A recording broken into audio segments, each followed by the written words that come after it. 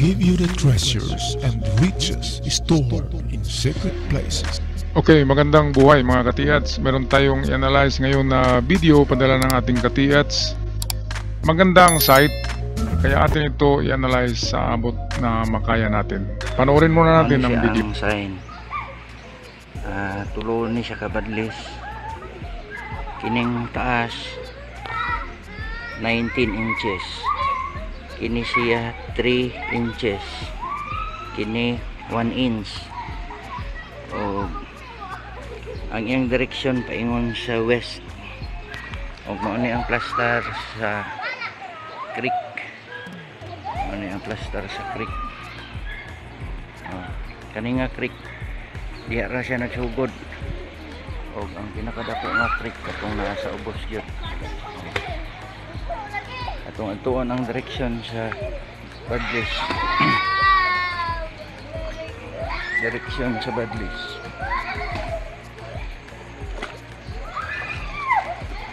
Mao ni siya. Pero sa diri sa tunga-tunga na siya tubod gyapon ni siya iyang pool. O naikaraan nga kawayan. Itong subayan pagit ang iyang taman sa estimate nga 19 meters. Ini diri iyang direksyon. O kani siya kawayan na siya nga karaan, wala pa siya nagdako kay batuon o naay tubod sa iyahang kilid o diri sa ikas kilid naay tako na baliti o ang iyahang opposite na direksyon paingon sa east. Ano siya ano ang east ito. O diri na pag-iisa ka sign nga maagian ini siya. O dito sa tabok na po'y liki nga bato o kato dito nga katong dako nga bato. Ano na siya ang dako nga baliti.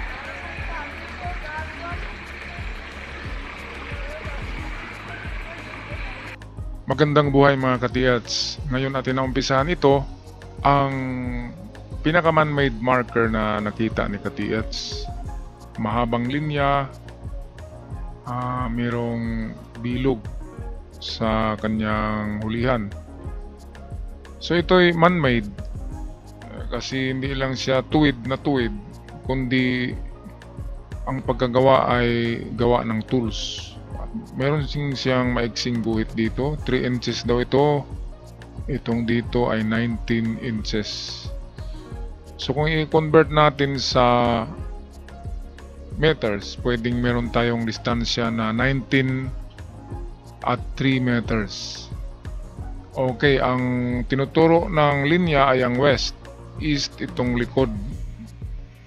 Okay, ngayon ang puntahan niya, ang unahan nito ni katiats ay tamang-tama na pagdating sa 19 meters niyan ay mayroong kawayan na sa tanda na ay namamatay na. So dyan, yan ang ating number 1 na target, ang under ng kawayan, kasi eksaktong 19 meters ay nandyan siya. Okay, so hukayin nyo lang ang baba ng kawayan. Treasure under the bamboo ang isang ito. Ngayon, meron kayong hindi nakita na napansin ko sa video ay yung linya din itong kawayan. Sa unahan nito, sa unahan niya ay merong bato na ganito na bato. Matulis dito and then may butas siya. Yan, hanapin natin. Meron dito, ito. Tingnan nyo, arrow yan eh. Nakaganyan siya. Yan ay arrowway or arrow pointer.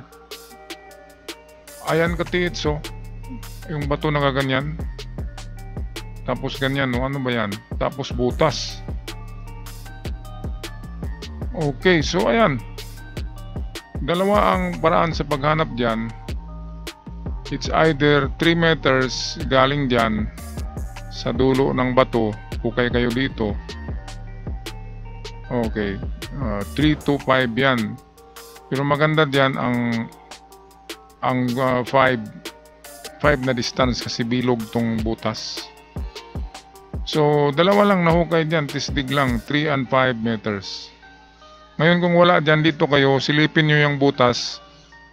Okay, kung saan magturo yung pagsilip ninyo. Halimbawa, tinamaan yung puno ng kawayan.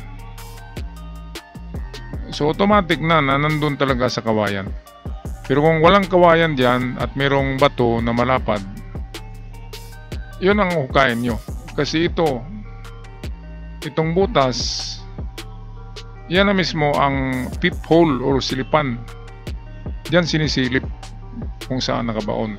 Kasi ito ang pinupuntirya ng linya, di ba? Dito. At nandito yata yung kawayan dito banda. Or dito ba? Hindi natin tiyak. Pero ang sigurado diyan, ang tiyak diyan ay ito na marker ay nasa itaas yan ng kawayan. At baka yung butas na yan ay nakaturo sa kawayan o itong tulis niya ay nakaturo, kaya jackpot na yan. Napakagandang marker niya, no? Hindi nga lang nyo nalapitan. Kasi ganyan ang itsura niya, oh, arrow.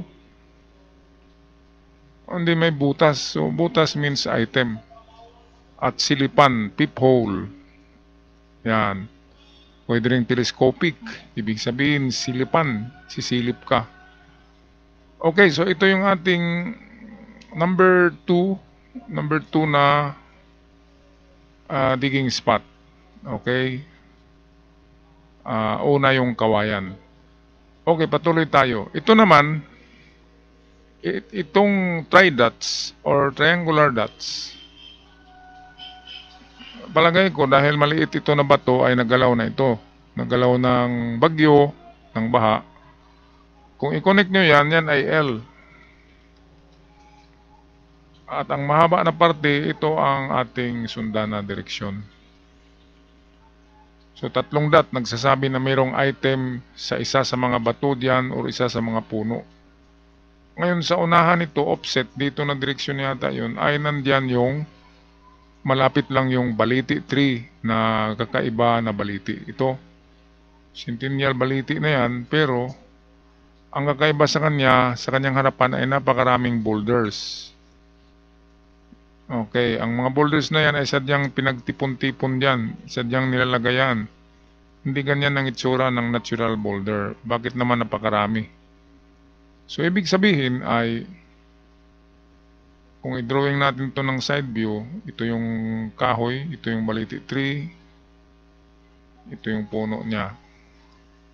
At narito yung mga boulders, bato. Marami. Ngayon, bakit nilagayan dyan? Nilagayan para palatandaan or marker. Ngayon, saan ba maghukay dyan? Okay. Pwedeng mismo sa nilalagyan ng mga boulders. Tayo, kung magbaon tayo ng tao, di ba? Or ng hayop, ibinaon natin, di ba? Pinapatungan natin ng mga bato para hindi hukay ng iba pang hayop yung ating ibinaon. So, nagbaon tayo dito ng halimbawa patay na aso, nilalagyan natin ng mga bato. So, ganyan din dito. Under sa mga boulders na yan, ay pwedeng nandyan ang item.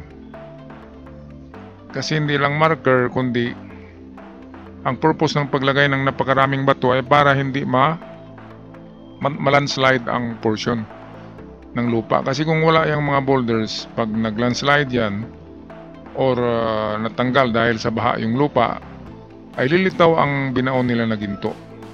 Lilitaw ang box. Kaya para hindi mangyari yun, naglagay sila ng patong-patong na boulders, which is ito para maprotektahan, maproteksyonan ito ang ibinaon nila. Okay, so hindi na ako magsabi na treasure under the tree. Pero kung meron kayong tester, scanner or detector, i-detect nyo ang palibot nitong puno. Kasi pwedeng meron ding maliit na nilagay nila sa ugat ng puno.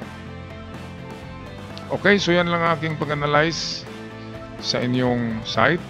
Sa bandang west, make that ito'y west. So sa bandang east, ang opposite niyan ay medyo wala tayong nakikita doon na maganda. So dito lang lahat sa west ang magagandang signs and markers. At bago tayo magtapos, meron akong i-anunsyo na isang channel ko na matagal na ito pero hindi ko pa sinabi sa inyo.